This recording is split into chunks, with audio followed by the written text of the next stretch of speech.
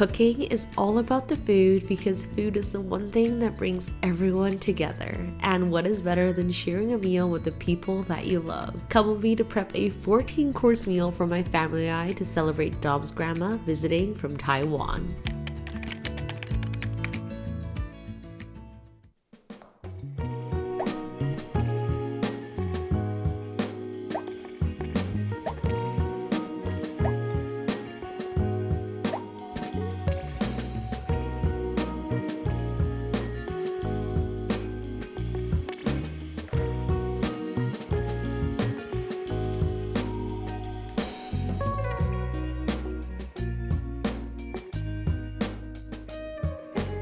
Hi friends, good morning, welcome back to the vlog and happy Thursday. So for breakfast today, I got this super yummy yogurt fruit bowl and of course I got my matcha latte. Ever since I got back from Hawaii, I've been loving these fruit bowls. Let me get a perfect bite.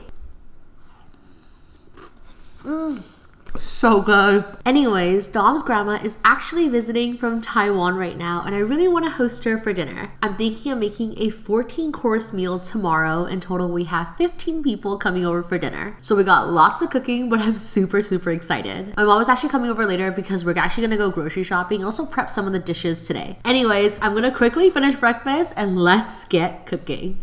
Mom is here. Hi. Are you excited? Yeah. Oh my goodness, Panther is here.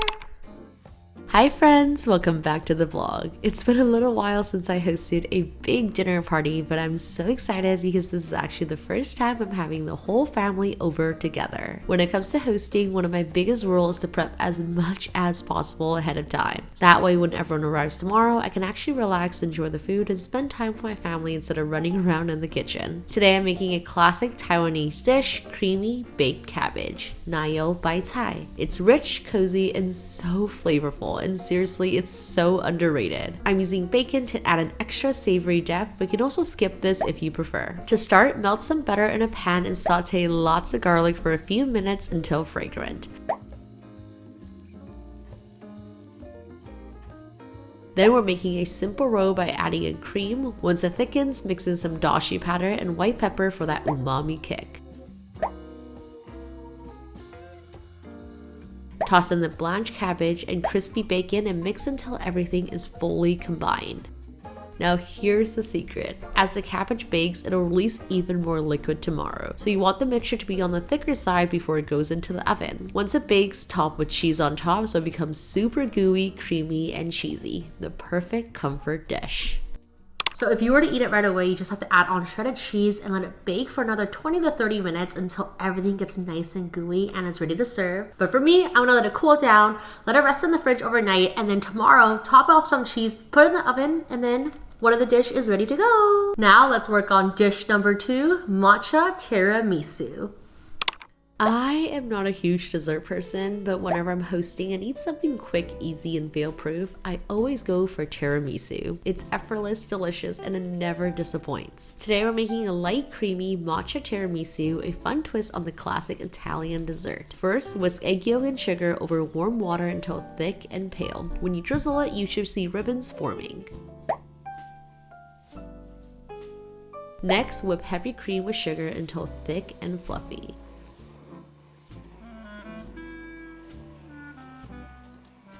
Fold in the cheese and egg yolk mixture until smooth and gently fold in the whipped cream.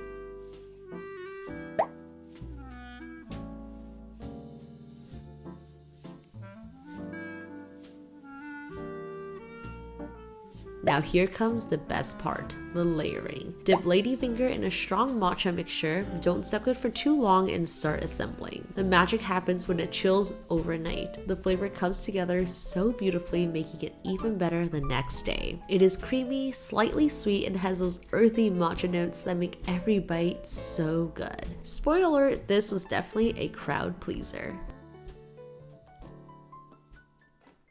Okay, so next up, I'm going to be prepping the cold plate, also known as rupan. You can find these at almost every Taiwanese street stalls. You go to the front and grab whatever marinated dish you like and they drizzle on this really yummy garlicky sauce on top. It's actually served cold, so it's perfect for hosting because you can make it the night before. I'm going to be marinating tofu, egg, as well as seaweed. To give it extra umami flavor, Dom's grandma actually gifted me this really pretty mushroom set. So I'm actually going to rehydrate the mushroom and use it for the marinade to give it extra umami kick. I'm going to quickly put everything together right now before heading off to Costco to get some groceries. Let's get back to cooking.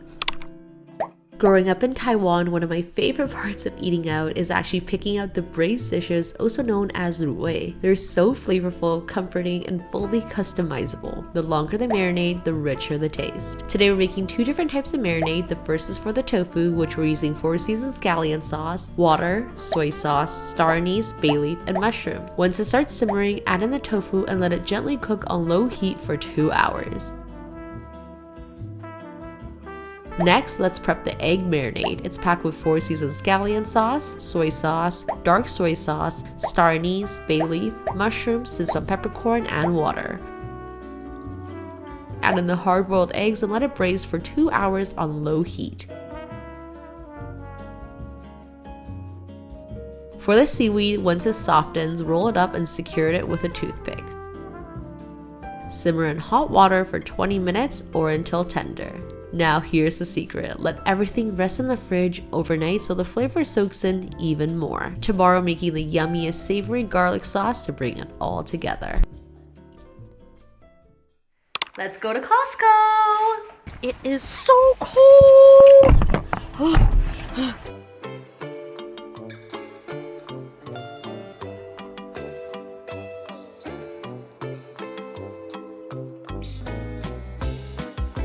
What a good deal.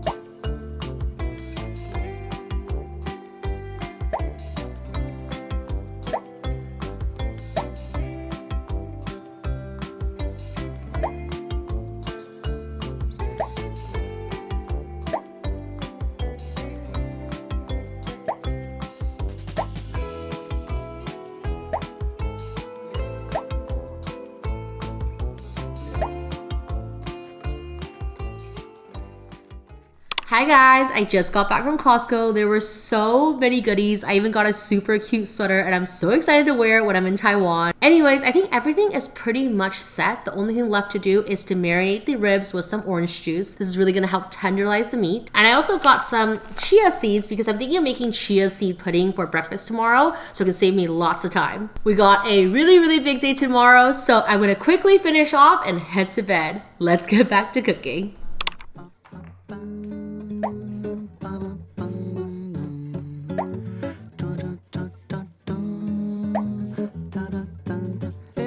Cansei de te chamar pra tu sair de casa, mas você só continua com essa enrolação.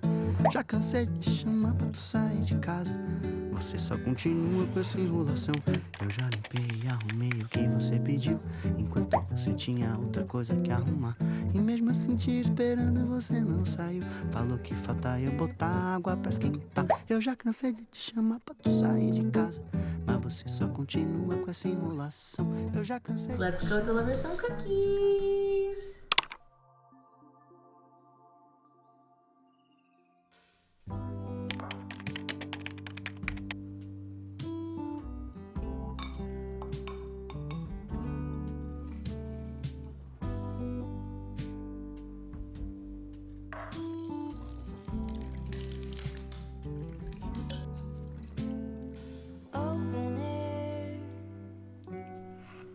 Hi guys, good morning, happy Friday. It is so gloomy outside, it's pouring rain, so I actually made myself this super yummy fruit bowl, which I think will be perfect to cheer me up.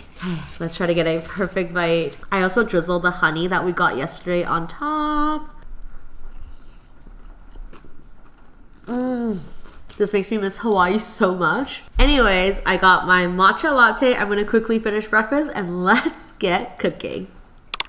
If there's one recipe that you need to try from this video, it's these barbecue soy glazed ribs. We're starting off by making a super flavorful dry rub made of 5 spice powder, white pepper, garlic powder, onion powder, paprika, salt, and pepper. After soaking the ribs in orange juice overnight, the rib will actually become super tender and juicy. Pat the ribs dry and coat it with a generous amount of the dry rub that we made earlier. This will actually infuse into the meat, making it super smoky and savory as it bakes. But we're actually not stopping here, because to take it to the next level, we're actually going to finish off with a sticky caramelized soy glaze that is super irresistible. But first, let's put these ribs into the oven. Okay, so now all we have to do is let the ribs bake in the oven at 285 for 3 hours. They're gonna get super tender and soft. I'm also gonna be making a sticky soy glazed barbecue sauce to go on top after, but this is gonna be so yummy. Let's put it in the oven. See you in 3 hours. Next, let's make one of our main dishes, japchae. This classic Korean stir-fry noodle dish is made with chewy glass noodles, vibrant veggies, and perfectly blanched sweet savory sauce. What I love the most about japchae is that it's really versatile. You can actually serve it warm or cold, making it the perfect dish for hosting, meal prep, or a quick weeknight dinner. Japchae is all about the texture, so cooking each ingredient separately is the key to making them crisp and flavorful. You can mix and match veggies based on what you have, but today I'm using julienne carrots and bell pepper for a pop of color and crunch. Onion and mushrooms sauté with a touch of soy sauce for the umami goodness.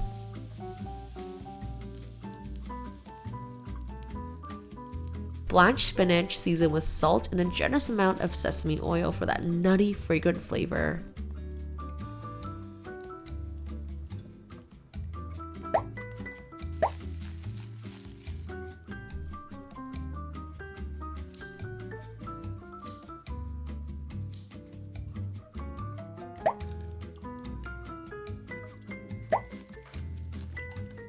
Egg omelet lightly seasoned with salt, rolled up and sliced into thin strips for a silky texture.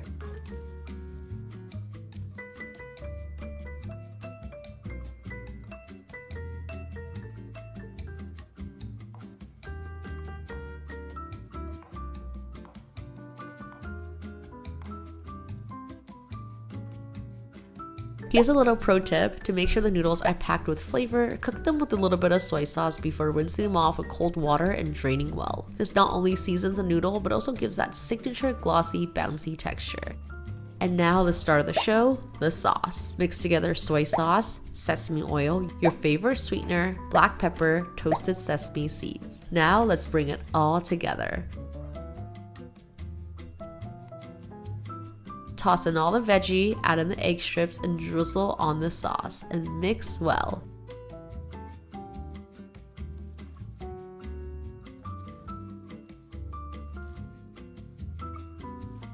And just like that, a super delicious veggie-packed japchae is ready to enjoy. This looks so good. I have to do a quick taste test. I can't help it. This is gonna taste so good with the rest of the dishes. 1 dish down, 13 dish to go. Let's get back to cooking. My mom's signature Taiwanese sticky rice, also known as yo fan, is hands down one of my all-time favorite dishes. Growing up, I would always beg her to make extras so I can have leftovers the next day because it is that good. One of the biggest struggles when it comes to making sticky rice is actually getting the texture just right. If you overcook, it can become too sticky and turns mushy, but if you undercook it, it becomes too tough. But don't worry, my mom's fail-proof recipe is perfect every single time. We actually include this recipe in my free cookbook on the Kaidong website, where we recreated my grandma's secret recipe and my mom added her own special twist to make sure it turns out amazing. The key, making sure that every grain of rice soaks up that super flavorful umami packed sauce. The secret to my mom's fail-proof recipe: steaming the rice properly. We use a chopstick to poke tiny holes in the steamer basket, which helps the air circulate so the rice cooks evenly.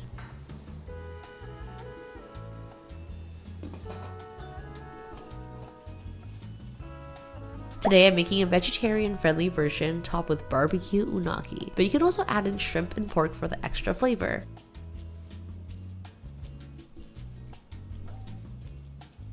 But what really makes this dish shine is the generous drizzle of golden shallot oil. If you didn't know, all of our products are actually made in Taiwan, including our shallots, which are actually grown and harvested there. The golden shallot oil adds that rich umami flavor that instantly transfers me back to my childhood. If you have the golden shallot oil at home, you need to give this recipe a try. It is my favorite dish, and I promise I'll bring the flavors of Taiwan straight to your kitchen. I actually found some sashimi at the grocery store, so I figured we could make a creamy poke to serve with some seaweed. Can you guys tell that I'm missing Hawaii already? Anyways, everyone's coming in an hour and a half, so I don't have a lot of time, so let me get back to cooking and I'll see you guys in a bit. I've been dreaming about poke I had in Hawaii since I left. While nothing will ever compare to the fresh melt-in-your-mouth poke from Hawaii, this easy homemade version is so delicious and will totally satisfy your cravings. For the classic creamy salmon poke, start by cutting sushi-grade salmon into bite-sized pieces. Then mix in some masago, Japanese mayo for the extra creaminess, green onion, and a mix of roasted white and black sesame seeds. Fold in some chopped cucumber for the refreshing crunch, and that's it. So easy and so flavorful. I also made a spicy version that was absolutely a crowd pleaser. Just toss in cucumber, lots of green onion, generous amount of Japanese mayo, Korean red chili paste for that spicy kick, sesame oil, and sesame seeds. Serve with crispy roasted seaweed and got a delicious appetizer ready in under 15 minutes. Since the ribs are almost ready, here's how to make this super yummy sticky soy glaze sauce. In a pot, add in soy sauce, honey, 5 spice powder, and a little bit of ketchup. Mix well and bring it to a simmer for 5 minutes. The sauce has a perfect balance between savory, sweet, and tangy.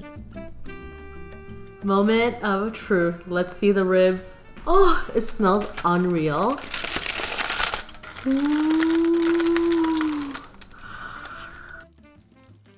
This looks so good. Now all I'm gonna do is brush on the soy honey sauce all over the barbecue ribs, and we're gonna let it broil for 2 to 3 minutes or until it gets nice and sticky. This is definitely gonna be the best dish of the night. This is also a great dish if you're hosting because it really just is in the oven the whole time. Brush on the other side. Whoa. Wow. I'm literally drooling right now.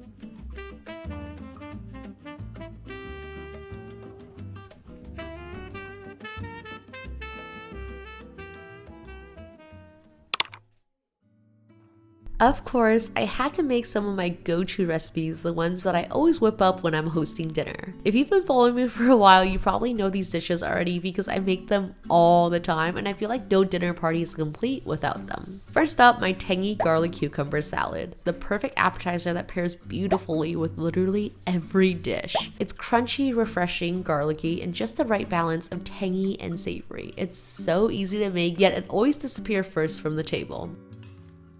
Next up, my Korean soy glazed pork belly wraps. This dish is an absolute must. Imagine fatty, melt-in-your-mouth pork belly, slowly cooked and steamed until super tender, then coated with the most flavorful soy glaze. The best part, pairing it with my homemade kimchi. I swear the sweet savory pork with that zing of fermented kimchi is unmatched. I make this dish at least once a month, probably more, and honestly, even editing this video right now is making me crave it again.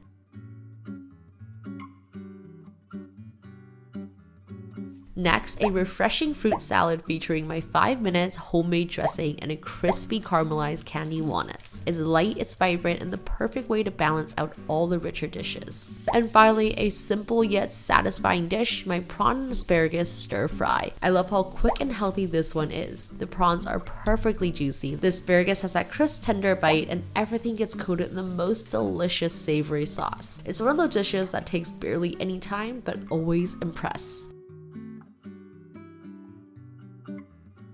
As for the dishes that we pre-made yesterday, I topped the napa cabbage with a generous amount of cheese and bake it until it's golden, bubbly, and creamy. It was so delicious that my cousin immediately asked for the recipe. Safe to say, this one was one of the first dishes to disappear. For our braised dish, I actually made a really savory and nutty garlicky sauce to go on top, featuring roasted sesame seeds, vegetarian oyster sauce, sugar, sesame oil, and a generous drizzle of garlic oil. Just drizzle it all over the dishes, and just like that, dinner is served.